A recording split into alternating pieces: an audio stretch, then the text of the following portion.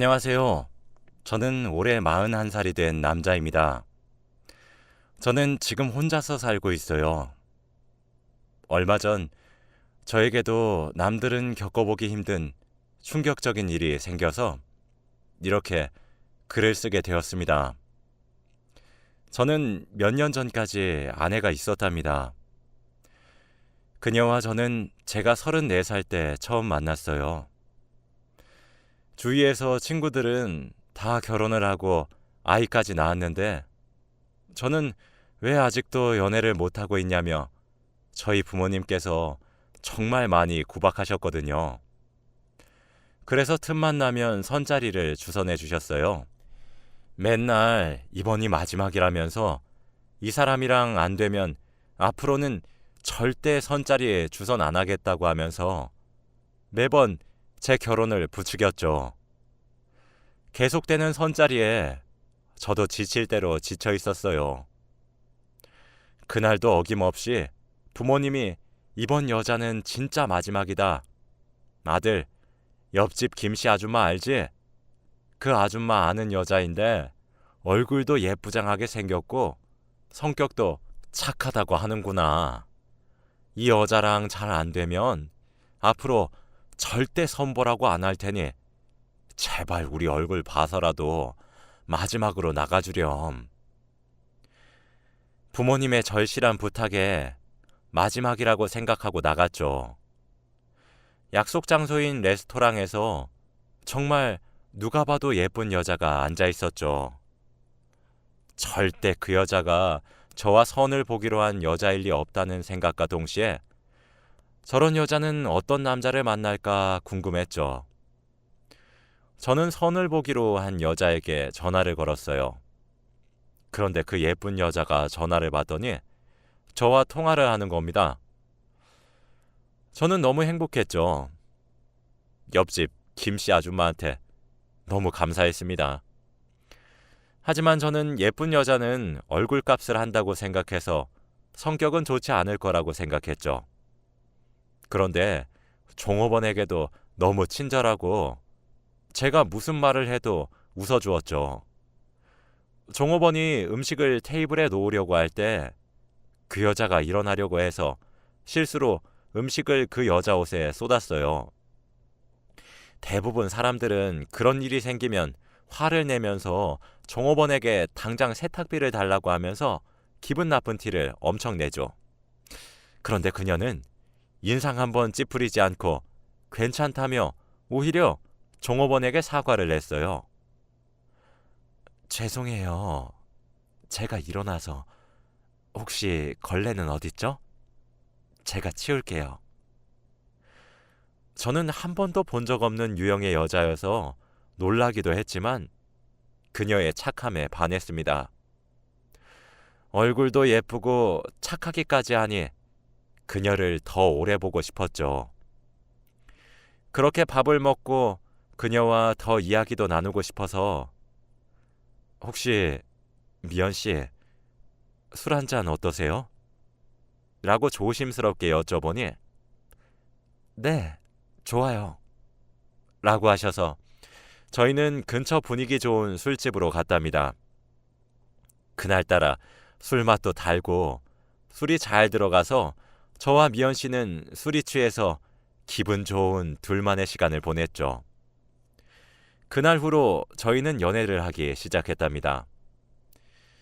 미연이는 정말 착했어요.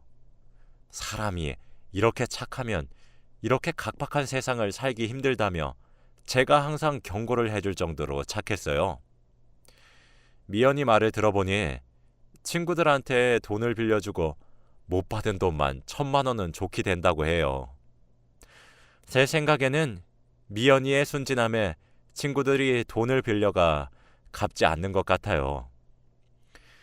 미연이의 착함을 악의적으로 이용하는 사람들이 너무 싫었어요. 그래서 제가 연애하는 동안 미연이의 성격을 조금 바꿔주고 싶었죠. 거절도 잘 못하고 자신의 의견도 잘 말하지 못하는 미연이를 바꾸어 주었습니다. 저와 사귀고 나서 미연이는 다른 사람들에게 적극적으로 자기 의견을 표현할 줄도 알고 돈을 빌려달라고 하거나 무리한 부탁을 하는 친구들에게도 거절을 할 수 있는 사람이 되었죠. 미연이도 저 만나기 전에 자신의 성격이 너무 싫었는데 이렇게 바꿔줘서 너무 고맙다고 그랬어요.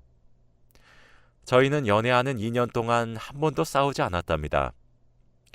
미연이는 워낙 착해서 애초부터 싸울 구실을 만들지도 않았어요. 제가 기분 나쁠 만한 상황도 처음부터 만들지 않았죠. 미연이 같은 여자를 만난 것이 제 인생에서 최고의 행운이었답니다. 그리고 저희 부모님도 일 잘하고 어른들에게 싹싹한 미연이를 좋아하셨죠. 미연이는 저희 집에 자주 놀러와서 밥을 먹고 가곤 했는데요. 그날 밥을 먹다가 저희 어머니께서 이제 둘이 사귄 지 2년이 넘어가는데 그래서 결혼은 할 생각이야? 라고 하시더라고요. 저는 너무 당황했죠. 저도 물론 미연이와 결혼을 하고 싶었어요. 나이가 36살이라 결혼을 하려면 얼른 해야 되는 나이였죠. 그런데 미연이는 아직 28살이었어요. 저랑 미연이는 8살이나 차이가 나서 제가 미연이한테 선뜻 결혼에 대한 이야기를 하면 부담스러워할까봐 한 번도 말을 한 적이 없거든요. 그런데 그때 어머니가 처음으로 말을 하시니 너무 당황스러웠죠. 그 말을 듣고 미연이의 얼굴을 제일 먼저 보았는데 미연이는 놀라지도 않고 좋아했어요. 결혼이요? 저는 하고 싶은데. 이 사람이 아무 말이 없네요, 어머님. 뭐? 너 미연이랑 결혼할 생각이 없는 거야? 왜 지금까지 결혼 얘기를 한 번도 하지 않는 거니? 아니, 저는 미연이가 저와 결혼을 하고 싶다는 생각을 가지고 있었는지 꿈에도 몰랐죠. 그런데 간접적으로 그렇게 들으니 너무 행복했답니다. 미연이는 20대라서 아직은 연애를 더 하고 싶어 할 줄 알았어요. 그날 미연이를 집에 데려다 주고 차 안에서 미연아, 너 나랑 결혼해도 괜찮아? 오빠, 말을 왜 그렇게 해? 난 항상 오빠랑 결혼하고 싶었어. 나는 오빠가 프로포즈 하는 날만 기다렸단 말이야. 저는 미연이한테 너무 고마웠죠. 그래서 다음날 바로 프로포즈용 반지를 사고 미연이 집으로 찾아가 프로포즈를 했답니다. 당연히 미연이도 너무 좋아했죠. 양가 부모님들에게 인사를 드리러 가기로 했어요. 그런데 처가댁에서는 저를 별로 좋아하시지 않으세요. 아마 젊은 딸이 나이 많은 남자와 결혼을 한다고 하니 고생할까봐 그런 생각을 하신 것 같더라고요. 저희는 인사를 드리러 먼저 처가댁에 갔습니다. 장인 어른께서 결혼 허락은 해주셨지만 약간 탐탁치 않은 눈치였어요. 김서방, 우리 가족이 된 건 환영하지만 우리 미연이 눈에서 눈물 나는 날은 정말 용서 못해. 아버님, 당연하죠. 미연이 손에 물 한 방울도 묻히지 않겠습니다. 저는 장인 어른과 약속을 하고 그렇게 결혼식을 올리게 되었습니다. 저희는 정말 친한 지인들만 초대했어요. 그래서 얼른 결혼식도 끝내고 정식적으로 신혼생활을 시작했어요. 저보다 먼저 결혼한 친구들이 항상 결혼을 하지 말라면서 말렸거든요. 그런데 왜 말렸는지 이해가 되지 않았어요. 저는 결혼을 하고 미연이랑 함께 사는 이 순간이 너무 행복했었거든요. 그런데 저희 집에서 자꾸 우리 부부한테 그래서 아이를 낳을 생각은 없고? 라고 계속 미연이한테 손주를 보고 싶다며 아이를 가지라는 눈치를 주었어요. 저는 솔직히 아이가 가지고 싶긴 했지만 지금은 저희 둘이 너무 행복해서 이렇게 지내고 싶었거든요. 아이를 가지면 싸움도 잦아질 테고 돈도 많이 드니까요. 미연이는 그래도 웃으면서 아직은 생각이 없어요. 저희 결혼식 올린 지도 얼마 안 됐고 아이 계획은 아직 없어요. 그래도 우리 아들 나이가 이제 40이 다 되어 가는데 한시가 급한 상황에 계속 미루다 보면 나중에 가지고 싶어도 못 가지는 경우가 있어서. 미연이는 저희 부모님 말을 듣고 조금 고민을 하더군요. 저희는 그렇게 돈을 많이 버는 것도 아니었고 지금 버는 게 저희 둘이 쓸 정도였거든요. 그런데 아기까지 생기면 기저귀 값에 분유 값에 드는 돈이 어마무시하기도 해서 조금 부담스러웠어요. 그치만 미연이 닮은 딸을 낳으면 정말 행복할 것 같긴 했어요. 그래서 미연아, 우리 아기 낳는 거 어떻게 생각해? 오빠, 나는 우리 닮은 아기 낳으면 좋지. 근데 우리 지금 돈도 많이 못 벌잖아. 아기 낳으면 나가는 돈이 얼만데. 아기 낳으면 아기 키운다고 나 일 쉬면 돈이 더 부족할 거고 아직은 조금 더 생각해보자. 미안해. 저도 미연이의 마음이 이해가 되었어요. 그렇게 평범한 나날들을 보내고 있었는데 제 일자리가 하루아침에 없어진 겁니다. 저는 공장에서 단순 노동직을 하고 있었는데 요즘 첨단 기술의 도입으로 일자리가 줄어들고 있잖아요. 그런데 제 일을 대체할 기계가 들어와서 미안하지만 앞으로 출근은 어렵겠다고 했죠. 지금 당장 돈을 벌어도 부족한데 이렇게 하루아침에 잘린다니요. 저는 한동안 아내에게 비밀로 했어요. 도저히 말할 엄두가 나지 않았죠. 아내는 보험회사에서 보험을 파는 일을 했어요. 그래서 항상 밖에서 구두를 신고 뛰어다니면서 일을 했거든요. 아내는 실적이 너무 중요한 직업이라 밤낮 없이 일을 하기도 했고 매일 퇴근 시간도 달랐어요. 저는 2달 정도를 거짓 출근을 했답니다. 아침에 집을 나가서 집에서 멀리 떨어진 곳에 있는 편의점에서 낮에 아르바이트를 하고 저녁에는 고깃집 서빙을 하면서 보냈죠. 공장에서 일을 했을 때도 돈이 그렇게 많이 벌리지 않았기 때문에 아르바이트를 2개를 해도 채워질 수 있는 월급이었죠. 대신 제가 고깃집에서 일을 저녁까지 하다 보니까 원래 퇴근 시간보다 늦게 집에 가게 되었죠. 몸에 배인 고기 냄새에 아내한테는 항상 회식이 있어서 늦는다고 했죠. 매일 회식한다고 속상해했지만 저는 어쩔 수 없었습니다.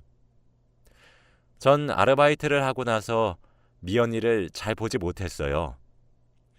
아침 일찍 나가면 미연이는 항상 자고 있고 밤늦게 퇴근을 해도 미연이는 항상 자고 있어서 깨우기도 미안했거든요.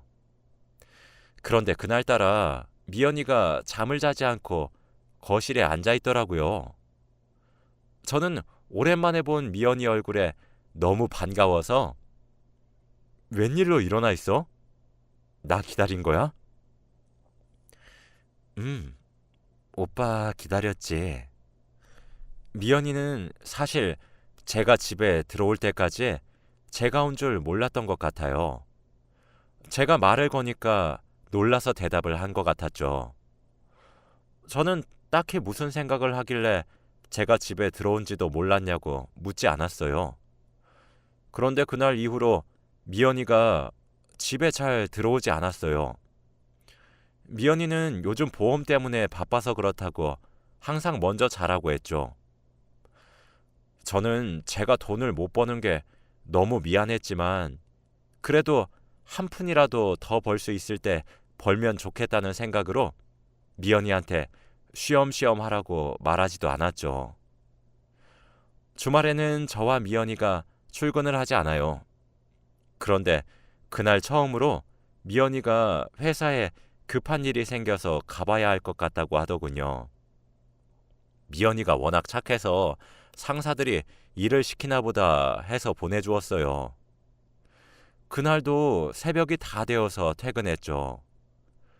그런데 미연이가 그날따라 너무 힘들어 보였어요.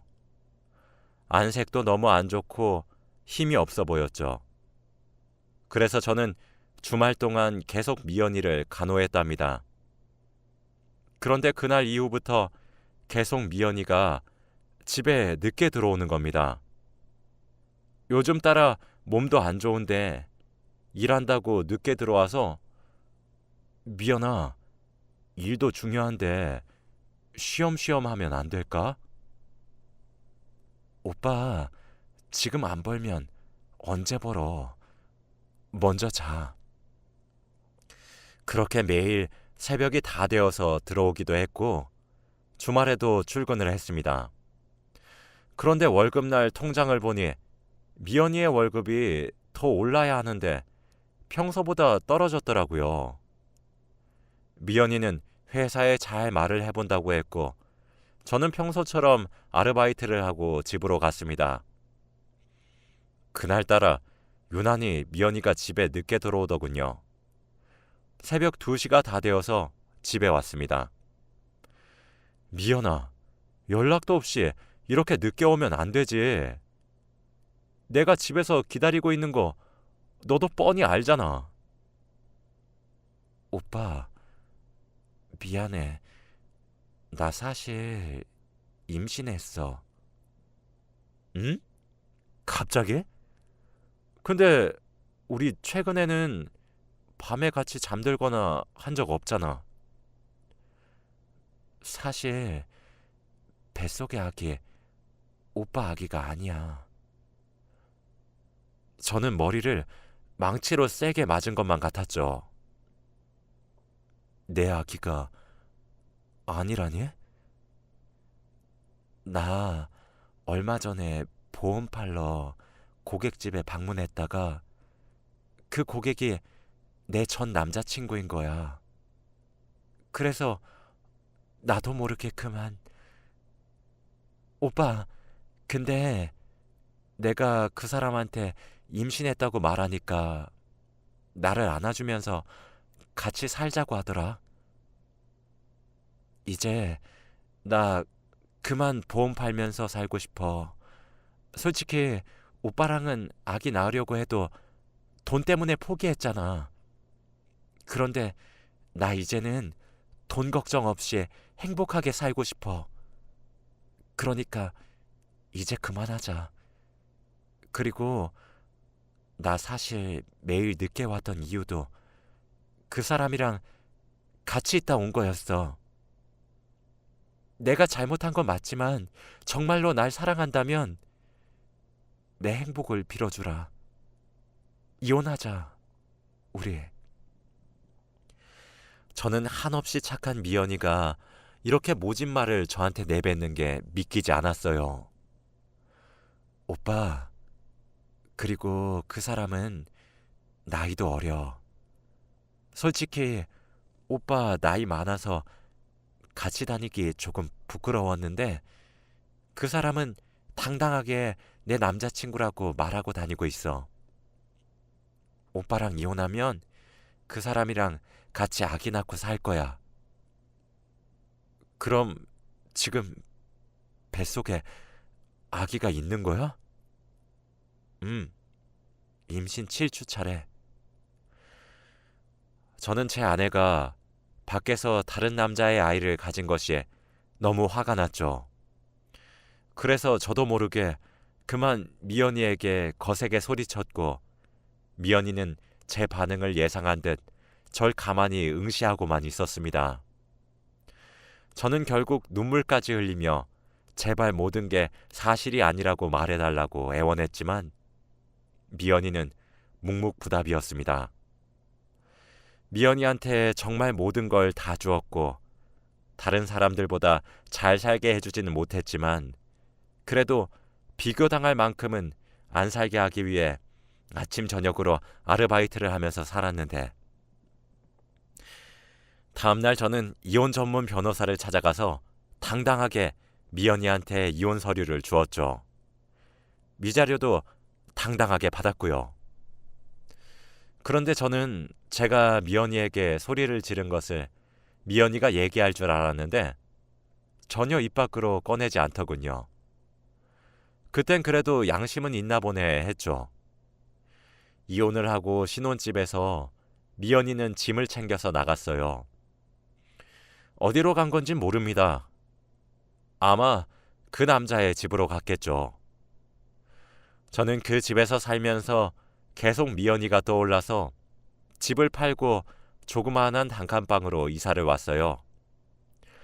새 출발을 하기 위해서 아예 지역도 다른 곳으로 가고 전화번호도 바꿨죠. 거기는 공장 단지가 있어서 공장 일을 쉽게 구할 수 있었기 때문에 저는 다시 예전보다는 조금 더 안정적인 생활을 할 수 있었답니다. 그렇게 몇 달 후 갑자기 부모님께서 전화가 오셨어요. 그런데 목소리가 조금 이상했습니다. 아들, 잘 지내지? 그때 혹시 옆집 김씨 아줌마 생각나? 응, 알지. 그 아줌마만 아니었으면. 됐고, 근데 왜? 그 아줌마가 말하는데 미연이가 지금 나 걔 어떻게 사는지 안 궁금해. 걔 얘기할 거면 이만 끊는다. 미연이가 암에 걸렸다고 하네. 그런데 좀 많이 늦은 것 같더라. 한번 찾아가 보지 그러니. 저는 당황은 했지만 천벌받은 거라고 생각했죠. 그런데 그날 이후로 일도 손에 안 잡히고 계속 미연이가 암에 걸렸다는 것만 머릿속에 떠올랐죠. 그래서 결국 어머니에게 미연이가 입원해 있는 병원으로 갔습니다. 미연이를 마주한 순간 저는 다른 사람인 줄 알았어요. 얼굴은 반쪽이 되어 있고 몸은 뼈밖에 없었거든요. 정말 놀랐습니다. 미연이는 자고 있었고 병실에는 미연이 아버님만 계셨죠. 김서방, 여긴 어떻게... 아버님, 미연이가 암이라고... 아버님은 잠깐 주저하시더니 나랑 얘기 좀 하지 라고 하셨어요. 저희는 휴게실에서 이야기를 나누었죠. 김서방, 놀라지 말고 잘 듣게. 사실 미연이는 췌장암 말기야. 그런데 너무 오래돼서 수술할 수 없대. 그래서 지금 죽을 날만 기다리고 있는 시한부가 됐어. 사실 김서방이랑 결혼하고 얼마 안 돼서 췌장암 선고를 받았대. 그런데 항암 치료를 하려면 돈이 엄청 드는데 형편도 안 좋았고 미연이가 또 착해서 주위 친구들한테 돈 못 빌리는 거 알지? 그래서 최대한 시간을 끌었대. 암에 걸려서 아기도 물론 가질 수 없었지. 그래서 임신 계획도 미루고 매일 병원 가서 항암 치료를 했어. 항암 치료에 쓰는 돈만큼 일도 열심히 하고. 치료를 하면 할수록 돈이 더 많이 드는데 돈을 벌 수 있는 몸이 안 되는 거야. 너무 아프지. 그래서 어쩔 수 없이 항암 치료를 나중에 하려고 했대. 근데 돈이 너무 안 모아져서 치료를 계속 미룬 거래. 결국 시기를 놓쳐서 점점 암이 심해져 갔대. 결국에 김서방과 헤어져야겠다고 생각했대. 절대 자기 죽어가는 과정을 보여주고 싶어 하지도 않고 자네는 무조건 치료비 번다고 더 많은 일을 할 거라고. 그래서 그 모습 보기 싫다고 그런 거야. 우리는 무조건 말렸지만 결국 미연이가 자네한테 거짓말하고 이혼을 하고 왔더라고. 그런데 그날 마지막으로 자네를 만나고 암이 더 빨리 진행됐어. 왜인지는 미연이가 절대 말을 안 해주더라.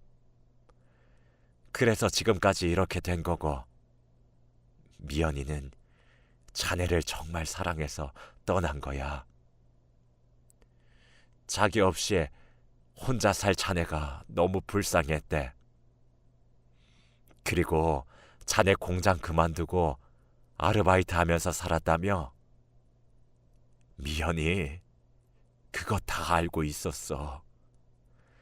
그래서 미연이가 자기 때문에 돈 버는 자네가 너무 고맙고 미안해서 헤어지기로 한 거야. 저는 아버님의 말을 듣고 눈물이 흘렀습니다. 아마 제가 화나서 미연이에게 큰 소리를 낸 이후로 암이 더 빨리 진행이 된 것 같았죠.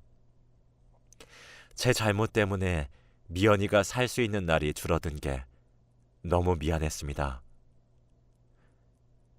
아버님, 그래서 앞으로 미연이 얼마나 더 살 수 있죠? 앞으로 2주 정도네. 그래도 지금이라도 찾아와서 고마워. 미연이가 아주 좋아할 거야. 죄송해요, 아버님. 이제서야 찾아뵙게 돼서. 아버님을 집으로 보내고 저는 2주 동안 미연이의 병간호를 하기 위해 미연이가 잠에서 깨어나기만 기다렸죠. 몇 시간 후 미연이가 잠에서 깨자마자 오빠, 나 지금 꿈이야? 아니면 나 벌써 죽은 거야? 오빠가 여기 올 리가 절대 없는데. 미연아, 진짜 나야. 앞으로 너랑 같이 있으려고 내가 왔어. 미연아, 그동안 내가 다 미안해. 정말 잘못했어. 오빠, 내가 더 미안해. 이렇게 못생긴 모습으로 오빠 보니까 부끄럽다. 무슨 소리야. 미연아, 너무 예뻐. 저희는 그렇게 2주 동안 정말 행복하게 하루하루를 보냈답니다. 그런데 제가 깜빡 잠에 들고 일어났는데 미연이의 손이 너무 차가웠어요. 한 번도 이런 적이 없었는데 두려움에 손가락을 코에 가져다 댔지만 숨을 쉬지 않았답니다. 결국 미연이는 하늘나라로 갔어요. 장례식장은 많은 친구들이 오지 않았죠. 영정사진 속 미연이는 너무 예뻤어요. 그렇게 장례식이 끝나고 미연이와 처음 같이 갔던 술집에 갔어요. 그때의 추억도 되새길 겸 오늘따라 취하고 싶었거든요. 그런데 사장님께서 혹시 미연 씨 남편분 맞죠? 워낙 저와 미연이의 단골 술집이라서 사장님과 아는 사이였죠. 네, 맞아요. 오랜만이에요. 한동안 안 나오셔서. 죄송해요. 그동안 사정이 좀 있어서. 그때 사장님께서 편지 봉투 한 장을 건넸습니다. 이거 예전에 미연 씨가 저한테 혹시 남편분 오면 이거 꼭 전해달라고 여기에 맡겨놓고 가셨거든요. 이거 주려고 얼마나 기다렸는데 드디어 오셨네요. 저는 이 봉투를 열어보니 안에는 통장 하나와 편지가 있었어요. 통장에는 5천만 원의 돈이 있었고 그 돈은 미연이가 췌장암 초기 때부터 제게 돈 주려고 아픈 몸을 이끌고 차곡차곡 모아두었더군요. 저는 펑펑 울었어요. 이 돈을 어떻게 쓰라고 이렇게 주는 건지. 미연이는 평생 동안 제 생각만 해준 착한 아이인데 저는 너무 모질게만 대했죠. 그래서 결국 그 통장의 돈은 은행에 묶어두었고 절대 손대지 않았습니다. 저는 아직도 미연이를 사랑합니다. 너무 보고 싶지만 꾹 참고 열심히 살게요. 제 사연을 들어주셔서 감사합니다.